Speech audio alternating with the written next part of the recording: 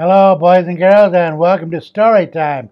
I'm your host, Buzz, and Mr. Jim is my partner. Now, what story are you going to read today, Mr. A Jim? famous one, A Christmas Carol, all about Scrooge. All right. Okay. The Marleys had been dead for now 7 years. Who's Marley?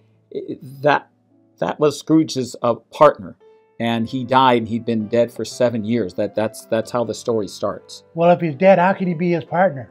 Because he was his partner before he died, but now that he died, Scrooge is in charge. And Well, why should he be in charge? Wasn't Marley the guy who was running things? yeah, Marley was, but when Marley died, it all went to Scrooge.